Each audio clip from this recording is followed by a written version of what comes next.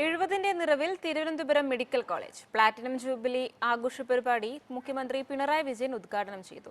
ആരോഗ്യമേഖലയിൽ വികസിത രാജ്യങ്ങൾക്ക് തുല്യമായ നേട്ടമാണ് സംസ്ഥാനം കൈവരിച്ചതെന്നും മുഖ്യമന്ത്രി പറഞ്ഞു. സംസ്ഥാനത്തെ ആദ്യ മെഡിക്കൽ കോളേജായ തിരുവനന്തപുരം മെഡിക്കൽ കോളേജിന്റെ സപ്തതി ആഘോഷങ്ങൾക്ക് വർണ്ണാഭമായ തുടക്കമാണ് കുറിച്ചിരിക്കുന്നത്. അടുത്ത 50 വർഷത്തേക്ക് മെഡിക്കൽ കോളേജിന്റെ വികസനം ലക്ഷ്യമാക്കി 717 കോടി രൂപയുടെ മാസ്റ്റർ പ്ലാൻ നടപ്പാക്കുകയാണ് ആരോഗ്യമേഖലയുടെ ലക്ഷ്യം.